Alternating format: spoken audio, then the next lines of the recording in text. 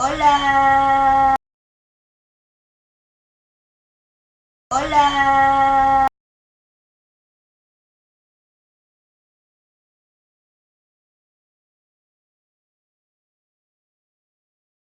La química está intensamente unida al desarrollo del hombre, ya que embarca desde todas las transformaciones de materia y las teorías correspondientes.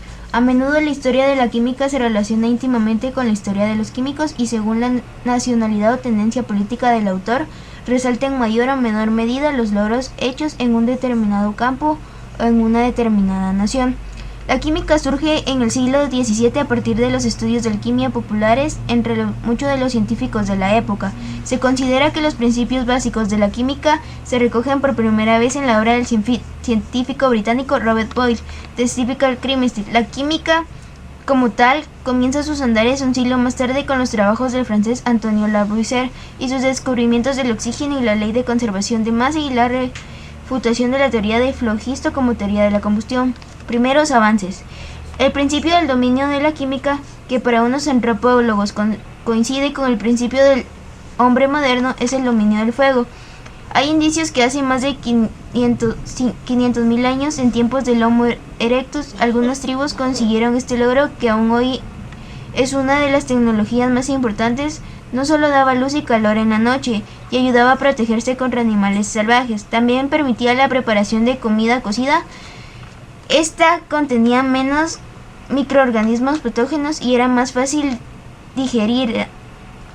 Así bajaba la mortalidad y se mejoraban las condiciones generales de vida. El fuego también permitía conservar la mejor comida y especialmente la carne y el pescado, secándolo y ahumándolo. Desde este momento hubo más relación intensa entre las cocinas y los primeros laboratorios químicos, hasta el punto que la pólvora negra fue descubierta por unos cocineros chinos. Finalmente, era imprescindible para el futuro desarrollo de la metalurgia, la cerámica y el vidrio y la mayoría de los procesos químicos.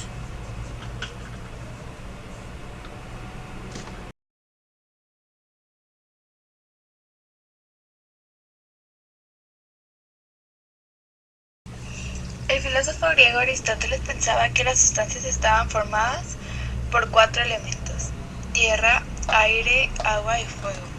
Paralelamente discurría otra corriente paralela, el optimismo, que postulaba que la materia estaba formada de átomos, partículas individuales que se podían considerar la unidad misma de materia. Esta teoría, propuesta por el filósofo griego democrático de Abdera, no fue popular en la cultura occidental, dado el peso de las obras de Aristóteles en Europa. Sin embargo, tenía seguidores, entre ellos Lucrecio, y la idea que quedó presente hasta los principios de la Edad Moderna. Entre el siglo III a.C. y el siglo XVI después de Cristo, la química estaba dominada por la alquimia. El objetivo de investigación más conocido de la alquimia era la búsqueda de la piedra filosofal, un método hipotético capaz de transformar los metales en oro. En la investigación alquímica se desarrollan nuevos productos químicos y métodos para la separación de elementos químicos. Los principios de la combustión, otro debate de gran importancia se apoderó de la química. El vitalismo es la distinción esencial entre la materia orgánica e inorgánica. Esta teoría asumía que la materia orgánica solo pudo ser reproducida por los seres vivos, atribuyendo este hecho a un vis vitalis inherente en la propia vida.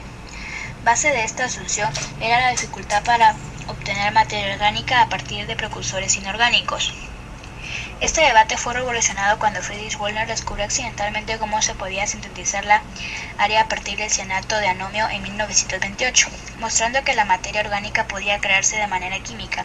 Sin embargo, aún hoy en día se mantiene la clasificación en química orgánica e inorgánica, ocupándose de la primera esencialmente de los compuestos del carbono y la segunda de los compuestos de los demás elementos.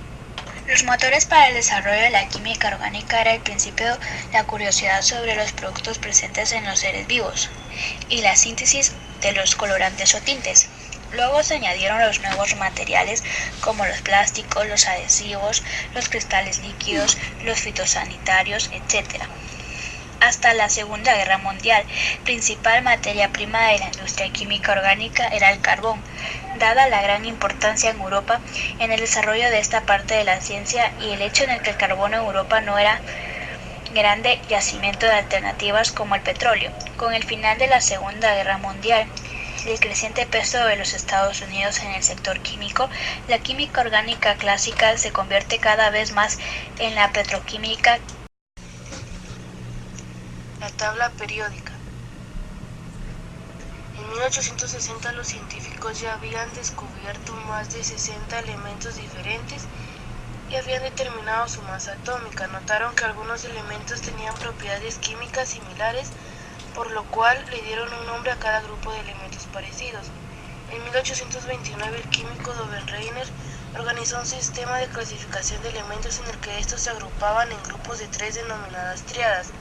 Las propiedades químicas de los elementos de una tríada eran similares y sus propiedades físicas variaban de manera ordenada con su masa atómica. Algo más tarde, el químico ruso Dmitri Ivanovich Mendeleev desarrolló una tabla periódica de los elementos según el orden creciente de sus masas atómicas. Colocó los elementos en columnas verticales empezando por los más livianos. Cuando llegaba a un elemento que tenía propiedades semejantes a los de otro elemento, empezaba otra columna. Al poco tiempo permitió predecir con bastante exactitud las propiedades de elementos no descubiertos hasta el momento.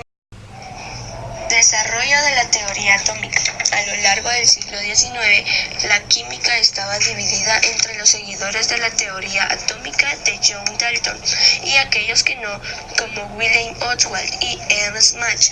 Los impulsores más decididos de la teoría atómica eran Amedeo Avogadro, Ludwig Boltzmann y otros que consiguieron grandes avances en la comprensión del comportamiento de los gases. La disputa fue finalizada con la explicación del efecto browniano por Albert Einstein en 1905 y por los experimentos de Jean Perrin al respecto. Mucho antes de que la disputa hubiera sido resuelta, muchos investigadores habían trabajado bajo la hipótesis atómica. Svante Arrhenius había investigado la estructura interna de los átomos.